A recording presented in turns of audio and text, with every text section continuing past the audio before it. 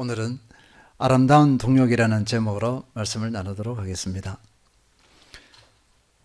지난주 어느 대형 인력 창업주의 갑질, 체벌과 욕설, 폭언까지라는 뉴스를 우연히 봤습니다. 심지어 가혹행위까지 있었다고 합니다. 직장 문화가 많이 개선되었다고 하지만 아직 구시대적 형태가 남아있는 것 같습니다. 창업주는 회사를 그저 개인 소유로 생각하고 있는 것 같습니다. 그러니까 종부리 뜻하고 가혹행위까지 서슴지 않았습니다. 사실 회사는 같은 목표를 향해 열심히 일하는 직원이 없이는 운영이 불가능합니다. 직원의 땀으로 회사가 성장하는 것입니다. 창업주 혼자 힘으로 되는 것이 아닙니다. 그저 월급 얼마를 주는 것으로 생각해서는 안 됩니다. 동력의 관계입니다. 안타깝게도 이런 갑질은 교회에서도 일어나고 있다는 사례가 있습니다. 꽤나 많습니다. 모두 동력의 원리를 몰라서 그런 것 같습니다. 동력자로 인정하지 않아서 그런 것 같습니다. 동력자라는 단어, 동력자의 관계는 얼마나 아름다운지 모릅니다. 얼마나 선을 이루는지 모릅니다. 동력자, 원어적으로는요, 동료 일꾼, 다른 이와 함께 일하는 사람, 하나님을 섬기는데 협력하는 사람들, 이렇게 해석할 수 있겠습니다. 국어사전에는 하나님의 일을 함께하는 사람으로 설명하고 있습니다. 보통 국어사전에는 하나님이라는 단어를 쓰지 않아요. 그런데 이 동력자 여기에는 하나님의 일을 함께하는 사람으로 분명히 이렇게 설명하고 있습니다. 동등한 입장에 서서 하나님의 뜻, 목적을 이루어 나가기 위해 서로 협력하고 협동하여 일하는 것으로 정의할 수 있겠습니다. 물론 바울과 바나바처럼 수평적인 동력자 관계가 있습니다. 또 바울과 디모데처럼 수직적인 동력자 관계도 있습니다. 같은 일을 하지만 하나님의 일에는 차이가 없어요. 그런데 질서적인 관점에서 수평도 있고 수직도 있습니다. 사도 바울이 디모데를 내 아들아 이렇게 했잖아요. 디모데는 사도 바울을 영적인 아버지로 이렇게 모시고 있습니다. 배우고 훈련하고 동역관계에 있습니다. 그런데 하나님이 이런 수평이니까 우리는 아버지가 뭐 없어요. 똑같습니다. 이게 아니잖아요. 동역자라는 표현 자체가 수고를 인정하고 존중하는 의미가 있습니다. 이분은 저의 동역자입니다. 또는 장로님은, 집사님은 저의 동역자입니다. 이 표현은요, 그 동역자인 그 상대방을 참 많이 높여주는 표현이라 볼 수 있습니다. 동역자라는 단어 자체에 쓴 것만으로도 이미 상대방을 존중하고 높인다. 이렇게 보면 되겠습니다. 시편 133편 1절 보라 형제가 연합하여 동거함이 어찌 그리 선하고 아름다운고.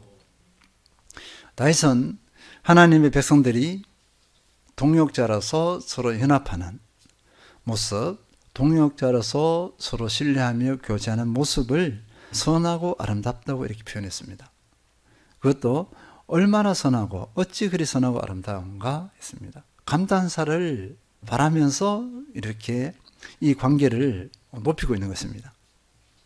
그리고 이 관계 속에서 하나님의 축복이 임합니다. 동력의 가치, 동역자의 가치는 아무리 강조해도 지나치지 않습니다. 합력하여 선을 이루기 때문입니다. 전도서 4장 9절 10절 두 사람이 한 사람보다 나음은 그들이 수고함으로 좋은 상을 얻을 것임이라. 혹시 그들이 넘어지면 하나가 그 동물을 붙들어 일으키려니와 홀로 있어 넘어지고 붙들어 일으킬 자가 없는 자에게는 화가 있으리라. 이 동력은요, 함께 수고하여 좋은 상을 얻는다고 했습니다. 마음과 뜻을 합합니다. 한 사람이 넘어지면 다른 사람이 그 넘어지는 한 사람을 붙잡아 줍니다. 좋은 결과가 나올 수밖에 없습니다. 이것을 시너지 효과라고 합니다. 수치적으로 보면 1 플러스 1은 2입니다. 그러나 동력이 될 때는 1 플러스 1이 2가 아니라 1 플러스 1이 4, 8, 16까지 될 수 있다는 것입니다. 소 한 마리가 끌 수 있는 무게는 6톤입니다. 그리고 두 마리가 끌면은 12톤이 정상적입니다. 그런데 두 마리가 합심해서 끌면은 12톤이 아니라 24톤을 끈다고 합니다. 이거는 실험 결과예요. 전도서 4장 12절, 한 사람이면 피하겠거니와 두 사람이면 맞설 수 있나니 세 겹줄은 쉽게 끊어지지 아니하느니라. 세 겹줄, 두 사람이 맞설 수 있지만 세 겹줄, 세 사람은 쉽게 끊어지지 않는다. 이렇게 볼 수 있겠습니다. 동력자가 많을수록 더 큰 효과를 발할 수 있다. 이렇게 결론 내릴 수 있겠습니다.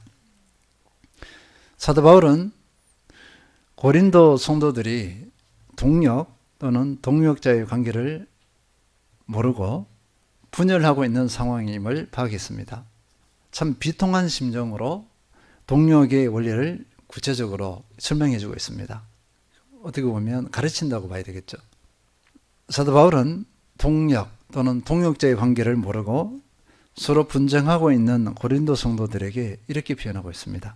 고린도전서 3장 1절, 형제들아 내가 신령한 자들을 대함과 같이 너희에게 말할 수 없어서 육신에 속한 자 곧 그리스도 안에서 어린 아이들을 대함과 같이 하노라.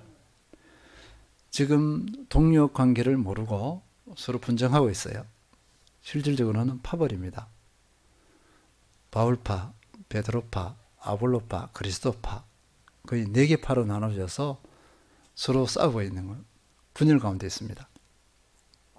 그래서 이 고린도 교회 성도들에게 어떻게 했냐면 신령한 자들을 대함과 같이 말할 수 없어서 이렇게 했어요. 그러니까 고린도 교회 이 모습은 신령한 사람이 아닙니다. 영적인 사람이 아니에요. 영적으로 성숙한 사람이 아니라 영적으로 어린아이와 같습니다. 그래서 어린아이에게 대하듯 한다 이렇게 했어요. 고린도 교회 성도들이 자존심 상하겠지만 사실입니다. 그들은 영적인 어린아이를 가지고 영적 어른을 할 수 없잖아요. 그래서 어린아이 같이 대한다 이렇게 하고 있습니다. 그래서 왜 그런지 구체적으로 가르치고 있습니다. 그리스도인은요, 그리스도를 중심으로 서로 좋은 동력자가 되는 것이 정상입니다. 그런데 고린도 교회 성도들은 사람을 중심으로 파벌을 형성하고 서로 경쟁합니다. 좀 전에 말씀드렸듯이 그리스도파, 베드로파, 아볼로파, 바울파. 선하지 않는 의도로 파벌을 형성했습니다. 당연히 경쟁은 피할 수 없습니다. 교회 내에서 경쟁이 일어나는 거예요. 당연히 시기 질투가 난무하고 서로를 인정하지 않습니다. 서로 비난하고 공격합니다. 그리고 어떻게 하죠? 미움이 싹틉니다. 이런 고린도 성도들에게 단 한마디로 평가합니다. 고린도전서 3장 4절, 어떤 이런 말하되 나는 바울에게라 하고 다른 이는 나는 아볼로에게라 하니 너희가 육의 사람이 아니리요. 사도 바울은 1절에서는 영적 어린아이 이렇게 했고요. 4절에서는 육의 사람 이렇게 했습니다. 이 사람들이 구원받지 못했다는 것은 아니에요. 구원받은 사람이로되 교회 안에 있는 사람인데 그 옛 자아가 그대로 살아있어요. 옛 삶이 그대로 살아있습니다. 그리스도를 믿기 전의 모습이 고스란히 그대로 있어요. 그래서 육의 사람 이렇게 했습니다. 옛 사람을 벗어나지 못했기 때문에 이렇게 싸는 거예요. 자, 예수 그리스도를 믿음으로 예수님을 주인으로 삼아서 새 사람이 되었으면 이런 싸움을 벌이지 않습니다. 지금 파벌을 형성한 것은 사람 중심으로 형성한 거예요. 예수 그리스도 중심이 아니에요. 사람을 중심으로 파벌을 형성해서 교회 내에서 어떤 일이 이걸 가지고 서로 경쟁합니다. 경쟁하기 때문에 상대방을 인정할 수 없어요. 다른 파들은 사도 바울을 공격합니다. 있을 수 없는 일이 일어난 거예요. 시너지 효과가 협력할 때 1 플러스 1은 2, 4, 8, 16이라고 했습니다. 그런데 분열과 분쟁이 있는 이 고린도 교회에서는 시너지 효과가 1 플러스 1이 2가 아니라 1 플러스 1이 1 또는 마이너스가 되어버렸어요. 플러스 248이 아니라 마이너스 248이 되어버렸습니다. 분열과 경쟁, 시기 질투는 사탄 마귀의 노림수입니다. 사탄 마귀는 교회 내부에서 이런 어둠의 일들이 일어나도록 부추깁니다. 그리고 이것이 일어나면 결과는 어떻게 되죠? 교회가 깨트려집니다. 사탄 마귀의 전략입니다. 고린도 성도들은 이 올무에 빠졌습니다. 육의 사람이 죽으면 이런 올무에 빠지지 않아요. 예자가 내가 주인이 된 그대로 살아있으니까 사탄 마귀가 마음껏 그 사람들을 유린해버린 것입니다. 사도 바울은 자신과 아볼로 또 베드로가 어떤 존재인지를 명확히 밝힙니다. 고린도전서 3장 5절 그런즉 아볼로는 무엇이며 바울은 무엇이냐 그들은 주께서 각각 주신 대로 너희로 하여금 믿게 한 사역자들이니라. 지금 여기에 베드로는 이야기 안 했지만 결국 다 포함하는 겁니다. 그런데 구체적으로 그곳에서 사역하고 있는 아볼로하고 자신을 이렇게 대비했어요. 아볼로하고 바울, 나는 어떤 존재이냐 보니까 주께서 각각 주신 대로 너희로 하여금 믿게 한 사역자들이니라. 하나님께서 우리를 사람을 살리고 세우신 사역자들이다. 이렇게 밝히고 있어요. 그런데 이 사역자 단어가요, 원어적으로 보면 먼지입니다. 먼지. 사람이 막 움직이면은 먼지가 일어나잖아요. 그 일어나는 먼지와 같은 존재다. 이렇게 해요. 그래서 우리는 먼지와 같은 존재이기 때문에 우리를 우상하지 말라. 이렇게 해요. 고린도 성도들은 아볼로를 막 지켜 세워요. 그리스도보다 예수님보다 아볼로 더 높이셔. 바울파는 바울을 더 높이셔. 우상화하는 겁니다. 그래서 파벌이 형성된 거예요. 그래서 그리스도를 높여야지 왜 우리를 그렇게 하느냐? 우리는 먼지에 불과해요. 예수 그리스도께서 우리를 사역자로 세우셨는데 우리가 왜 예수님 위에 있어야 되는 건가? 여러분이 왜 그럽니까? 이거예요, 지금. 그러지 말라는 거예요. 우리를 우상하지 마십시오. 일반적으로는요, 우상하면 좋다. 계속 더 하라고 이렇게 할 거 아니에요. 그러니까 예수님을 넘어서 생각하지 말라. 그 이상을 생각하지 말라는 것입니다. 실질적으로 우상화되면 예수 그리스도보다도 사람 밑에 있는 사람이 이렇게 올라가면 이것을 가지고 우상하라 그러잖아요. 탁 넘었으면 어떻게 되죠? 이단화가 됩니다. 이단. 사이비 이단은 여기서 나온 거예요. 사이비 이단은요, 예수님을 부인할 수 없어요. 왜냐하면요, 자기들이 그 종교를 유지하려면 예수님을 부정해서는 유지할 수 없어. 그러니까 예수님을 한편 인정해.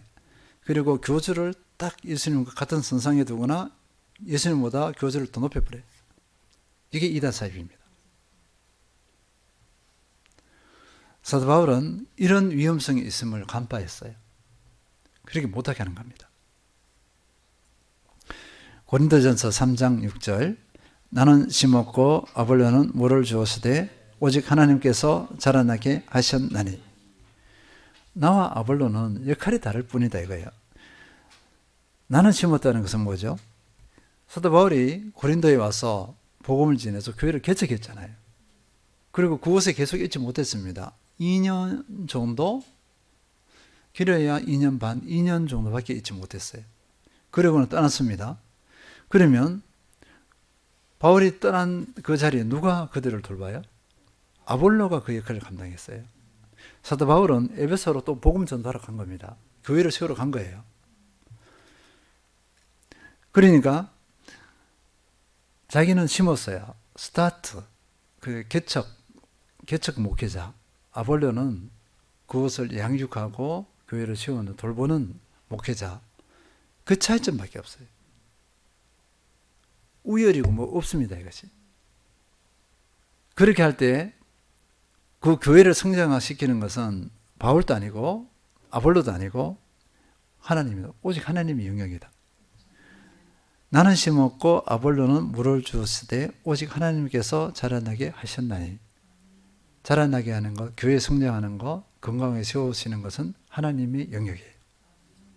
우리도 이 마인드를 견고하게 형성해야 될 줄 믿습니다. 때로는 자꾸 사람을 해요.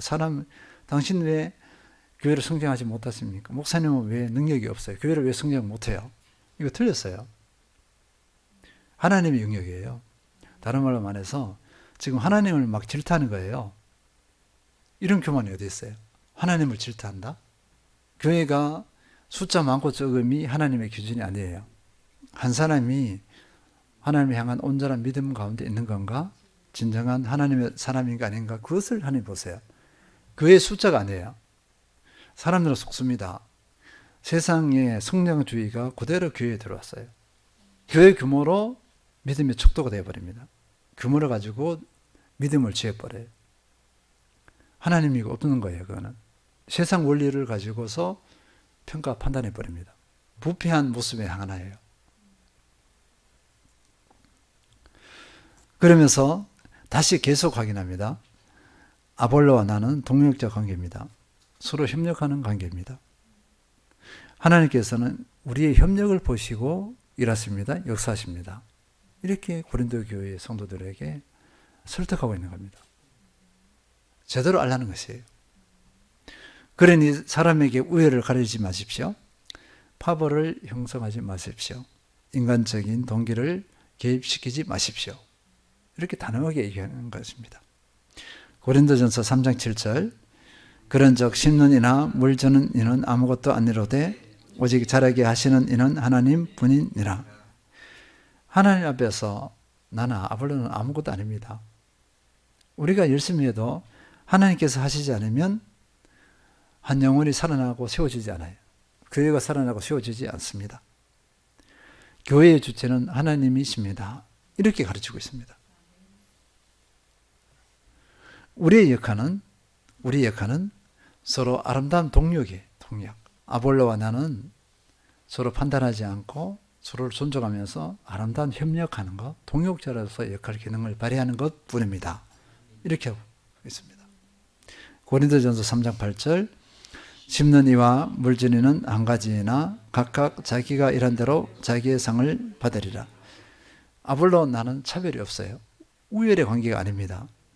대신에 하나님께서 각자 둘이는 경쟁 관계가 아니라 바울은 바울대로 부르심 앞에서 헌신한 대로 아볼로는 하나님의 부르심 앞에서 헌신한 대로 각각 자기 일한 대로 상을 받을 뿐입니다.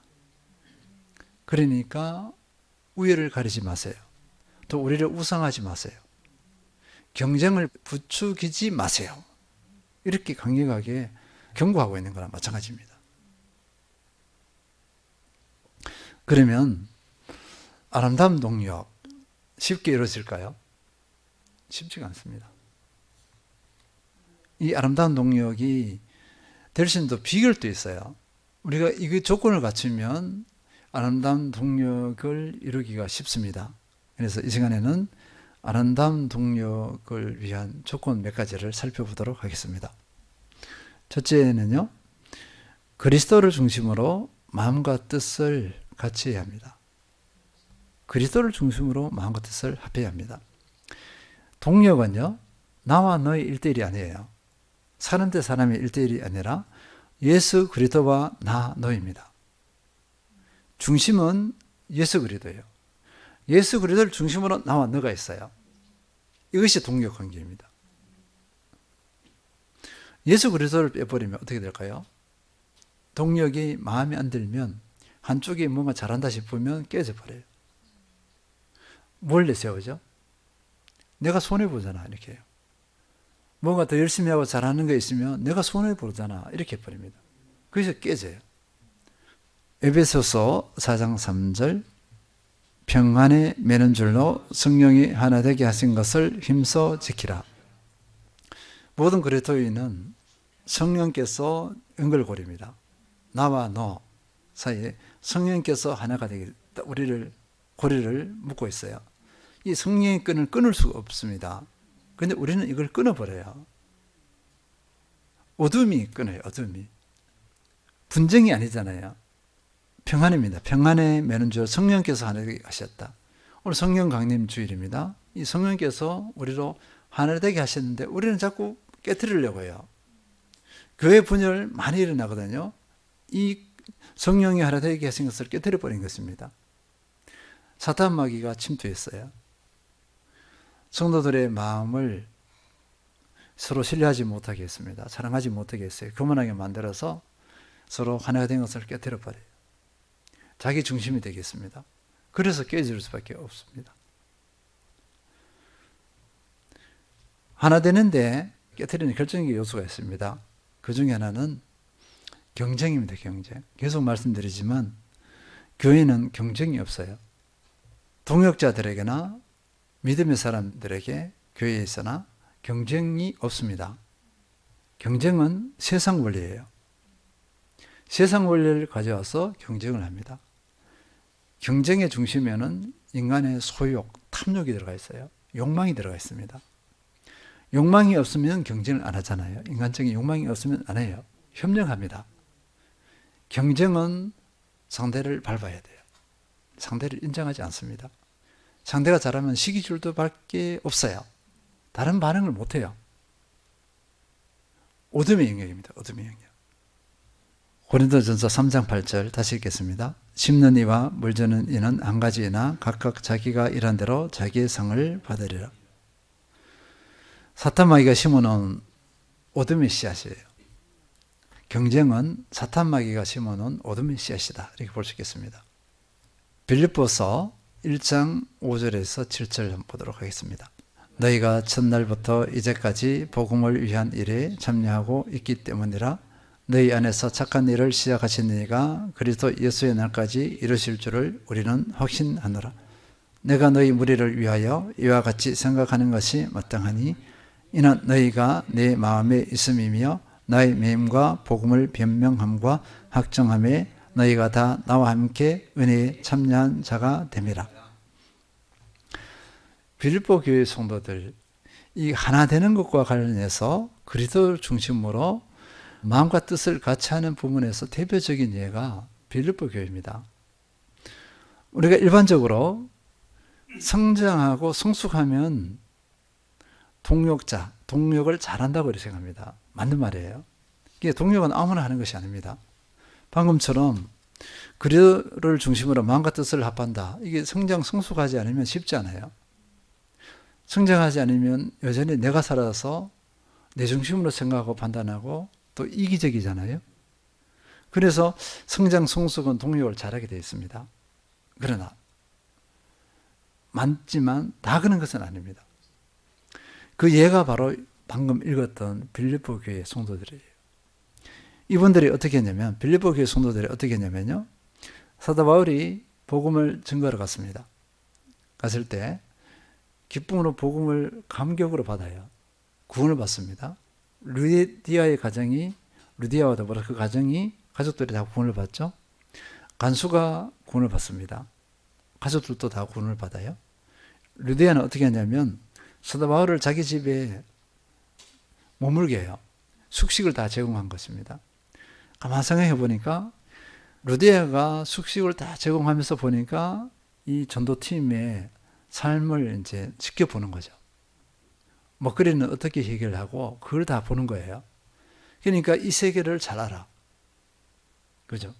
그러니까 초기부터 이 빌립보 교회 성도들은 사도 바울이 복음 전도를 하는데 적극적으로 지원을 해요. 빌립보 교회에서 사도 바울이 또 쫓겨납니다. 떠날 수밖에 없었잖아요. 그 다음에 데살로니가 갈 때 거기 가서도 이들이 물질적인 지원을 해요. 보세요. 예수 그리스도를 믿은 지 얼마나 돼요? 초기 신자입니다. 초신자인데 착하고 좋은 마음이에요. 동력의 핵심은요, 성숙해야 됩니다. 성장해야 되지만 착하고 좋은 마음이 가장 바탕입니다. 첫 번째예요. 비록 그들이 알고 있는 선에서 최선을 다해요. 착하고 좋은 마음이니까. 저도 많은 사람들을 만나봅니다. 착하고 좋은 마음의 사람들은 이렇게 마음이 흐뭇해요. 막 가능성이 막 보여요. 하나님께서 이 사람을 어떻게 사용하실지 이후로 그게 쏙 보입니다. 근데 착하고 좋은 마음이 아니에요. 흔히 말하면 썩썩 놀았습니다. 어김없어요. 착하고 좋은 마음이 아닐 때는 전지를 못합니다. 전지를 못해. 사상건건 원망불평이에요. 시기 질투입니다. 다른 사람 잘 되는 거 못 봐요. 그렇게 믿음의 진보가 없어요. 동력 못해요. 하고 싶어도 못합니다. 할 수가 없어요. 그런데 이 빌립보교의 성도들은 착하고 좋은 마음이니까 사도 바울을 처음부터 해서 계속 끝까지 사도 바울을 어떻게 해요? 지원해요. 흔히 말하는 동력자가 됩니다. 처음부터 동력자가 된 거예요. 그리고 사도 바울이 마지막까지 동력자가 됩니다. 그래서 이걸 가지고 사도 바울의 인복이다 이렇게 합니다. 그 인복은요, 사람의 뜻으로 인복의 은혜를 누리지 못합니다. 하나님의 인도예요. 자기가 가고 싶은 것을 포기해서 하나님 성령의 인도하심을 따라서 빌립보 교회를 갔어요. 갔더니만 이런 좋은 사람들을 만났어요. 인복은 사람의 뜻으로 되는 것이 아닙니다. 정말 1+1이 2, 4, 8, 16이 되는 그런 만남이었습니다. 그래서 마음과 뜻을 같이 하는 것, 그리스도를 중심으로 마음과 뜻을 같이 한다. 그러면 동력이 일단은 50% 이상은 됐다고 봐야 돼요. 그 다음 두 번째입니다. 겸손과 온유입니다. 에베소서 4장 2절 모든 겸손과 온유를 하고 오래 참음으로 사랑 가운데서 서로 용납하고 겸손, 온유. 겸손하면 온유가 따라갑니다. 겸손입니다. 이 겸손하지 않으면 이 뭐 동력을 다 깨트려 버려요. 교만은 동력을 다 깨트려 버린다. 동력이라는 단어가 교만한 사람에게는 어울리지가 않아요. 불편합니다. 왜냐하면 자기 멋대로 해야 되죠. 자기가 대장이 돼야 되잖아요. 동력은 자기 멋대로가 안 돼요. 자기를 내려놔야 돼요. 자기가 대장이 안 돼요. 예수 그리스도가 대장이고 자기를 내려놓고 서로 협력해야 됩니다. 좋은 것 같아요. 고린도전서 3장 5절 다시 읽겠습니다. 그런즉 아볼로는 무엇이며 바울은 무엇이냐? 그들은 주께서 각각 주신 대로 너희를 하여금 믿게 한 사역자들이니라. 사역자라 그랬습니다. 먼지에 불과하다 이렇게 했거든요. 우리는 먼지에 불과해요. 겸손의 최고의 표현입니다. 사역자라지만 먼지에 불과한 우리 존재예요. 그런데 우리를 우상하거나 우리를 중심으로 해서 파벌을 형성하지 마십시오. 이렇게 했잖아요. 그래서 좋은 동력은, 온전한 동력은 겸손해야 가능합니다. 그리고 고린도전서 3장 9절 읽겠습니다. 우리는 하나님의 동력자들이요 너희는 하나님의 밭이요 하나님의 집이니라. 중요한 것은 뭐냐면요. 우리는 하나님의 동력자들이요 했습니다. 하나님의 동력자 이렇게 할 때 사람의 동력자 그러면 이렇게 받아들이잖아요. 근데 하나님의 동력자 하면 이렇게 물음표를 던집니다. 우리가 어떻게 이렇게 할 수 있어요? 이 말이 맞는 거야? 이렇게 물음표를 던질 수 있습니다. 그런데 이 말이 맞아요. 어떻게 되냐면요. 하나님께서 무엇이 부족해서 우리로 동력자 삼지 않으셨어요. 우리가 없어도 하나님께서는 전능으로 뭐든지 다 할 수 있습니다. 하나님 절대 주권 가운데서 살고 세우는 거 다 하실 수 있어요. 우리 사람이 필요 없어요. 그런데 우리를 하나님께서 계획하신 이 살리고 세움의 일에 우리를 어떻게 해요? 동참하게 해주셨어요. 그래서 하나님의 동력자가 된 것은 은혜입니다. 은혜. 나를 하나님의 일에 불러주셔서 동참하게 해주셔서 너무나 감사합니다. 이거예요. 이것이 겸손이에요. 겸손. 저 같은 사람이 어떻게 이런 일을 할 수 있을까요? 사도 바울은 어떻게 했죠? 죄인 중에 계신 나를 불려서 그 은혜에 감격해서 그렇게 헌신했어요. 목숨까지 내놓습니다. 사도 바울에게 이 은혜 때문에 다른 것이 개입될 수가 없었어요. 다른 불순한 동기들이 개입되지 않았습니다. 사도 바울이 처음부터 부르심부터 이후까지 마지막 순교당할 때까지 진실하고 순수했어요. 은혜 때문에 그렇습니다. 겸손해서 그렇습니다. 겸손하지 않았으면 사도 바울이 이단 사입이 거주가 됐을 거예요. 충분히 그럴 상황이 됐습니다. 그런데 사도 바울은 때마다 자기를 죽여요. 그리고 예수 그리스도를 나타냅니다. 은혜 때문에 그렇습니다. 하나님의 전적인 은혜. 그 사람이 할 일은 뭐죠? 이 부르심 앞에서 감격하면서 순종하는 겁니다. 살리고 세우는 일에 온전히 헌신하는 것입니다. 그래서 하나님의 쓰임에 동참하는 자가 되고 쓰임 받는 그 주인공이 됩니다. 이것이 겸손이에요. 좋은 동역자, 사도 바울이 그렇게 칭찬에 맞지 않는 동역자가 있어요. 물론 영적 아들 디모데도 있지만 또 다른 성격의 동역자가 있습니다. 브리스길라 아굴라 부부예요. 로마서 16장 3절 4절 읽겠습니다. 너희는 그리스도 예수 안에서 나의 동역자들인 브리스가와 아굴라에게 문안하라. 그들은 내 목숨을 위하여 자기들의 목숨까지도 내놓았나니 나뿐 아니라 이방인의 모든 교회도 그들에게 감사하느니라. 브리스길라와 아굴라는요, 흔히 말하면 재력가입니다. 재력가. 고린도에서 사도 바울을 만나서 복음을 전해 듣고 이제 새로운 삶을 형성하는 거예요. 사도 바울이 흔히 말하면 알바를 하는 겁니다. 알바를 할 수밖에 없는 게 생활비를 벌어야 되잖아요.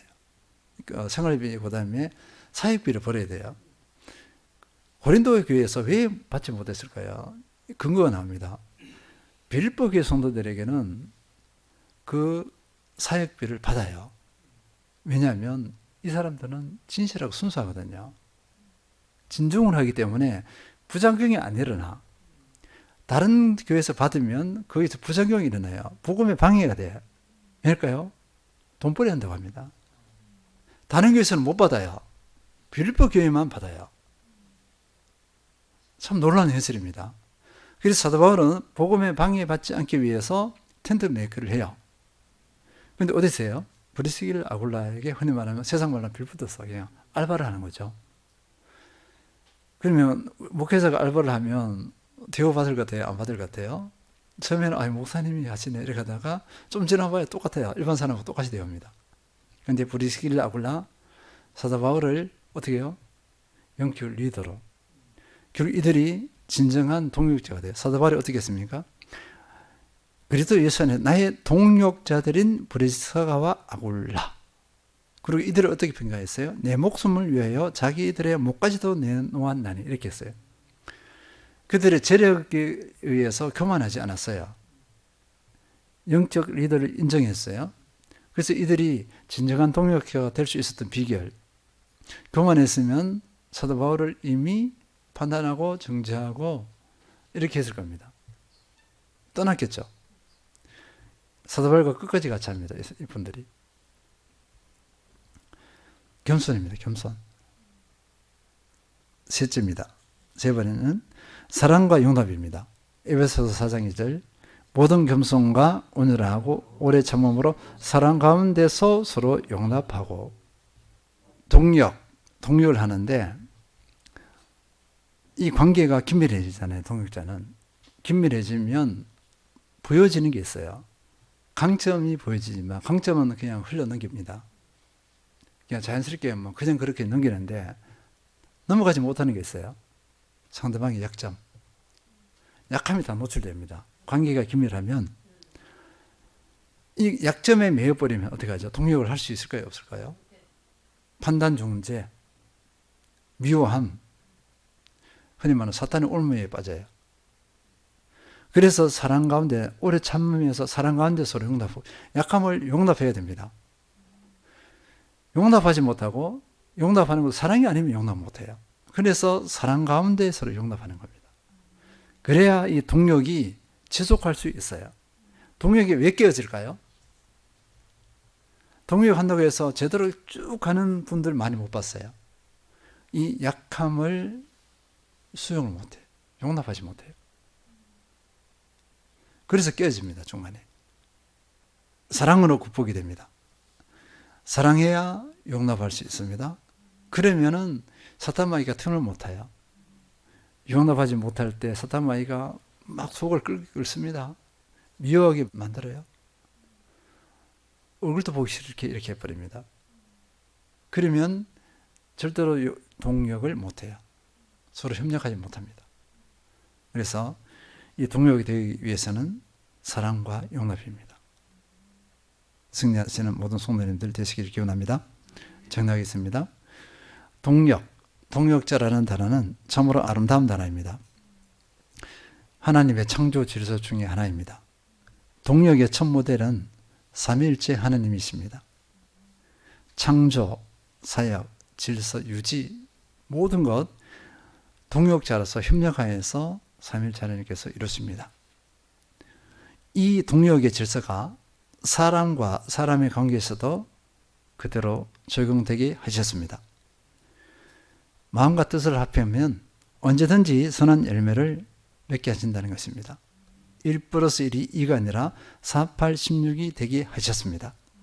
그러나 동력의 아름다운 열매는 그저 맺어지지 않습니다.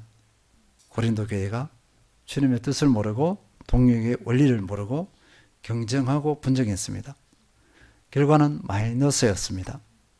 하나님의 선한 일들이 일어나지 않았습니다. 그래서 아름다운 동력이 되기 위해서는 첫째, 그리스도를 중심으로 마음과 뜻을 같이 해야 합니다. 둘째, 겸손과 온유입니다. 셋째, 사랑과 용납입니다. 전도서 4장 12절 한 사람이면 배하겠거니와 두 사람이면 맞설 수 있나니 석엽줄은 쉽게 끊어지지 아니하느니라. 아멘.